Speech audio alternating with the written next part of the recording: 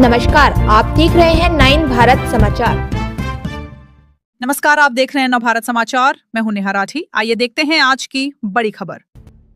तेलंगाना जागृति के state president मारापल्ली Madavi ने कहा कि पॉलिटिकल तौर पर जिन बीसीएस ने 42% बीसी रिजर्वेशन लागू नहीं किया, वे आने वाले सरपंच चुनाव में बड़ी संख्या में बीसीएस को जिताकर अपनी ताकत दिखाने के लिए एक साथ आए हैं।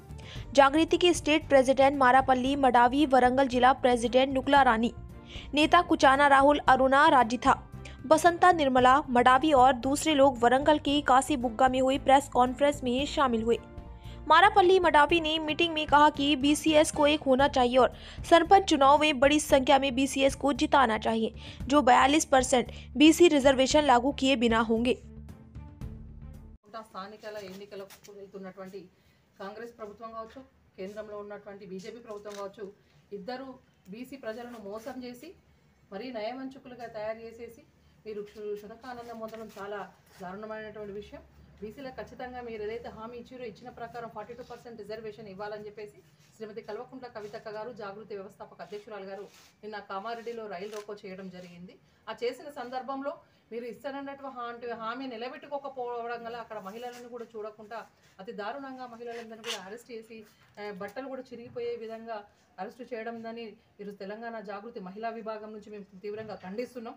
ఎందుకు అనంటే మీరు చెప్పిన హామీనే అమలు చేయండి అని చెప్పేసి అడగడం జరిగింది కవితక్క గారు. వేరే కొత్తగా గొంతమ్మ కోరికలు ఏమి కోరలేదు. బీసీలకు ఇచ్చిన హామీ నెరవేర్చిన తర్వాతనే స్థానిక ఎన్నికలకు పోవాలి, అప్పటి వరకు ఆపాలి అని చెప్పేసి ప్రశ్నించడం జరిగింది. ప్రశ్నించడం కూడా ఈ రాష్ట్ర ప్రభుత్వం చేస్తున్నటువంటి ఆ హక్కు కూడా లేదా? మరి కేంద్ర ప్రభుత్వం, రాష్ట్ర ప్రభుత్వం ఇద్దరు కలిసి కుమ్మక్కై బీసీ ప్రజలను మోసం చేయడంలో ఇప్పటికైనా బీసీ ప్రజలందరూ మనం గమనించాలి. ఏదైతే ఇప్పుడు ఎలక్షన్స్ మీరు నోటిఫికేషన్ ఇచ్చారో ఇచ్చినటువంటి రిజర్వేషన్లు చూసుకున్నట్లయితే 42% రిజర్వేషన్ అని చెప్పేసి చెప్పారు, కానీ 17% మాత్రమే ఈరోజు బీసీలకు రిజర్వేషన్ అమలు చేయడం జరిగింది. అంటే మీరు ఇష్టం ఉన్నట్టుగా ఎక్కడైతే కాంగ్రెస్ అభ్యర్థులు ఉన్నారో, ఎక్కడైతే కాంగ్రెస్ అభ్యర్థులు గెలుస్తారని చెప్పేసి మీకు ఒక బలమైన నమ్మకం ఉందో అక్కడ మీకు అనుకూలంగా రిజర్వేషన్ని తెచ్చుకోవడం జరిగింది. ఎస్టీలు ఎక్కువగా ఉన్నటువంటి గ్రామ పంచాయతీలు ఏవైతున్నాయో గతంలో కేసీఆర్ గారు తండాలను గ్రామ పంచాయతీలు వేసారు. అలాంటి చోట ఒకరు లేదా ఇద్దరు మాత్రమే బీసీలు ఉంటారు. అలాంటి చోటనేమో ఒకరికి బీసీలు ఇవ్వడం జరిగింది. ఎస్టీలకు రిజర్వేషన్ ఇవ్వాల్సిన చోటనో ఒకరిద్దరికి నామమాత్రంగా బీసీలు ఇచ్చారు. ఆ గ్రామంలో ఎక్కువగా బీసీ జనాభా ఉన్న చోట జనరల్ ఇవ్వడం జరిగింది, ఎస్సీ ఇవ్వడం జరిగింది. ఇది చాలా దౌర్భాగ్యమైనటువంటి పరిస్థితి. అసలు ఏ ప్రాతిపాదికన మీ రిజర్వేషన్ని మీరు రిలీజ్ చేసినా కూడా అర్థం కానటువంటి ఈరోజు బీసీ ప్రజలందరూ కూడా ఆగమవుతున్నారు. మీరు ఖచ్చితంగా ఏదో ఇప్పుడు దాట వేసుకుంటారని అనుకుంటున్నారు, కానీ భవిష్యత్తులో దీనికి సంబంధించినటువంటి మూల్యాన్ని మీకు చెల్లించుకోవడం జరుగుతుంది. బీసీ ప్రజలందరూ కూడా ఈరోజు పార్టీలకు అతీతంగా, కులాలకు అతీతంగా బీసీ ప్రజలందరూ కూడా ఏకమవ్వడం జరిగింది. ఈ మూల్యం తప్పకుండా కాంగ్రెస్ ప్రభుత్వం కావచ్చు, కేంద్రంలో ఉన్నటువంటి బీజేపీ ప్రభుత్వానికి చెల్లించడం జరుగుతున్నది. ఎందుకంటే ఈరోజు బీసీ ప్రజలందరూ కూడా ఏకమయ్యి ఖచ్చితంగా అనుకునేదంటే జనరల్ స్థానాలు కూడా బీసీలు నిలబడేసి బీసీల ఐక్యత ఏంటిదో చాటి చెప్పాలి.